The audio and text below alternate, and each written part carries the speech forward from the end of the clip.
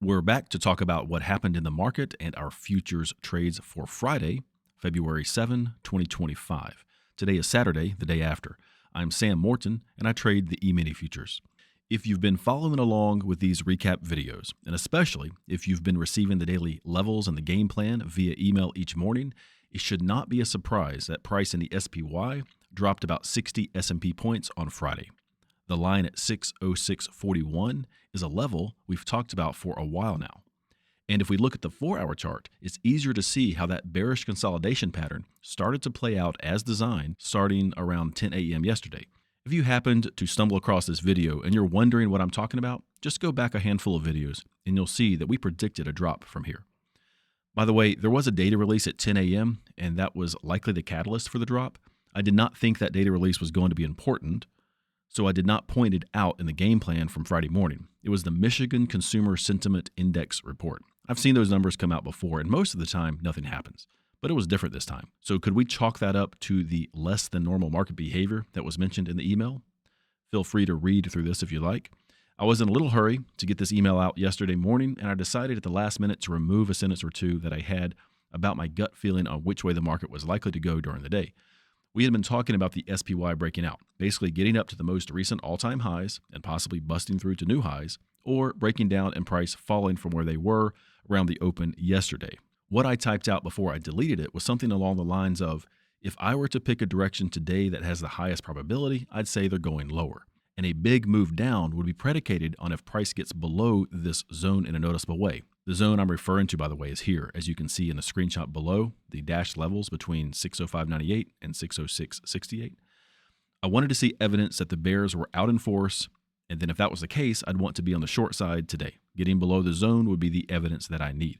So that's what I started to say, and I wish I'd left that part in the email now, but I did not include it for a couple of reasons. One, because I really don't want to influence anyone's trading decisions. I just want to point out things on the chart that are obvious to me, share them with you, so I can provide you with some things to consider. Anything can happen in the market on any given day, but the probabilities are going to be higher for one outcome over the other usually. And the other reason is that I already said this much up here about a possible fake out on one side of the zone first before a final direction was picked. Fake outs, as you might deduce, are almost always in the opposite direction of where price is really destined to go in a bigger way later. And that is what happened Friday morning. Here we have the entire day on a 1-minute chart, so we have the detail we need. Price was heading up to the level at 608.40 early in the open session, but then at 10 a.m. they fell hard. Don't know if you noticed in the email we just looked at, where I said I was going to be traveling a bit and it was unlikely that I would get into any trades. Well, despite that, I ended up getting into a short trade, and I was actually able to record the last few minutes of it. So we'll look at that recording in a minute. So I'm telling you this now because my whole reason for getting into that short trade was because of this drop at 10 a.m. If price were to get below this zone in an obvious manner, then the bears were a lot more likely to come out and drive price down further, as we talked about. So why is this information about my trade relevant to how you would have traded the levels by the rules on Friday? It's because if you had the same mindset going into the day, you really should not have gotten into any trades until you saw what price was going to do with that zone. This will be taking into account the big picture.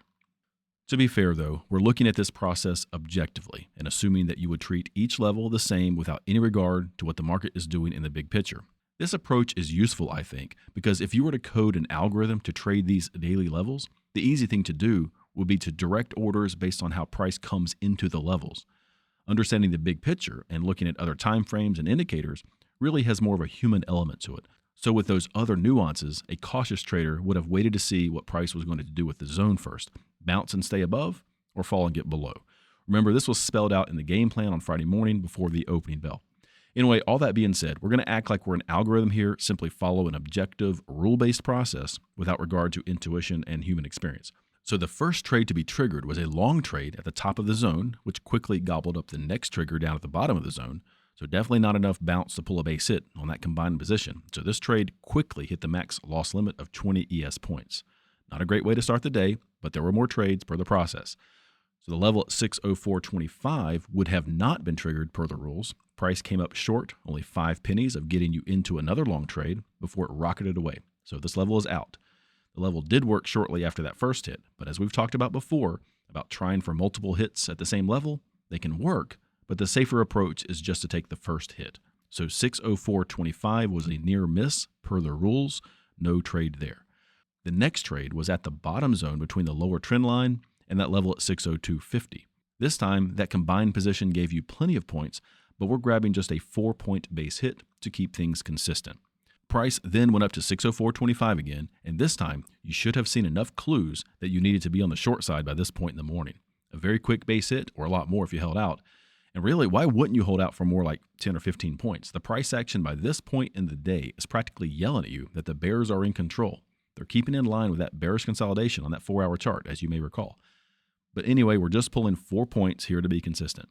Once price got under these levels, you're looking for an opportunity for a recycle trade to go short again, assuming you haven't already pulled a profit from that recycle trade at 604.25 or already out of that position. The reactions at 602.50 would not have counted because we just want to see more time go by before a retest on the other side should be traded. Just another rule that keeps things safer for you. But when price retested the underside of the trend line right here, a little after 1 p.m., there was your safer bet for a short trade again. So once again, a solid base hit per the rules.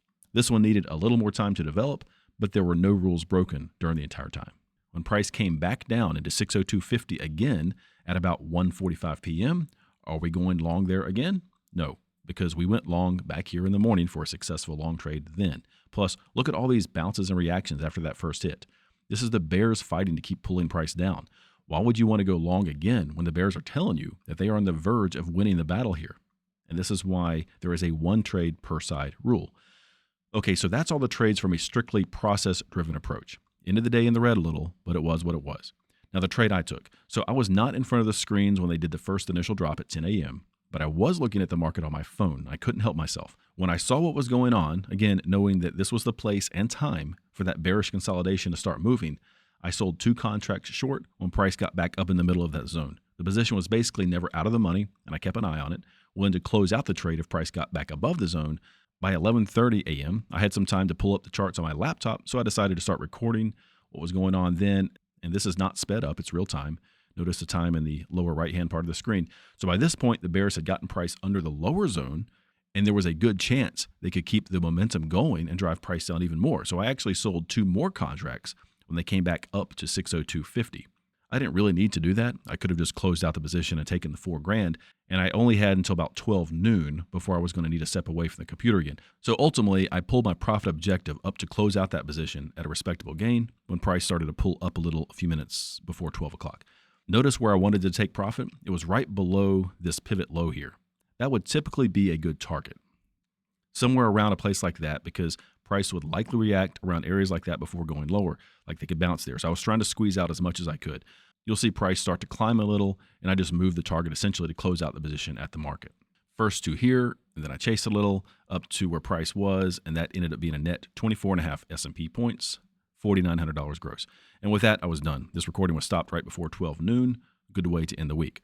So on to the tracking logs. All this back and forth with the process-driven trades yielded a net 4 points given back to the market, shown here on the playing by the rules log. So with our 2 contracts per level approach, you can see the metrics for the year so far. And by the way, here's the $64,000 question. At this point into the year, using this strategy, your $50,000 would have grown to 64 and some change. So at this point, would you consider trading maybe 3 ES contracts at certain levels? I think you should consider that. Scaling up your position size as your account grows is kind of a no-brainer once you can afford to do it. This is something to keep in mind because we track totals and daily averages and the running rate of returns based on trading just 2 contracts at each level. This approach is just easier to input and calculate in this log. But it is something to keep in mind, though, as you're following along and watching how this futures trading strategy works over time. The total returns here shown are linear, if you will. Only 2 E-mini contracts traded at each level every day.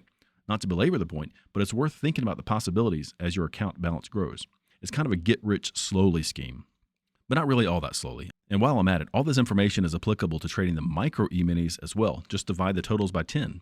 $5,000 starting balance, trading 2 micro contracts at each level would have brought you up to $1,400 profit so far, and the 28% rate of return would still be the same. So moving on to the Sam's Trades log, what you saw in the recording was a net 24.5 points on 4 contracts across these 2 levels, mostly the top level. Again, it was $4,900 before commissions. One more thing before I sign off, I decided it does not make any sense for me to give any more of my time to trading that TradingView futures competition. Look at the leaderboard now. I saw on a forum somewhere that in the rules for the competition, there is no position size limit.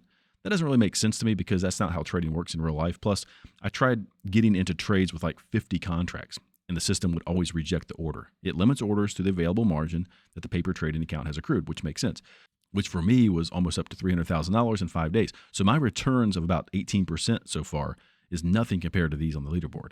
That no limit to position size would explain these numbers. But it's not working for my account, and the bottom line really is that this experiment wasn't doing anything to help me hone discipline. It's a fun game, but that's all it is, just a game.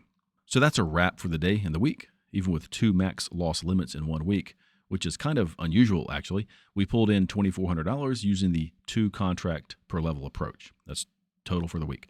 Thanks for watching and liking the video.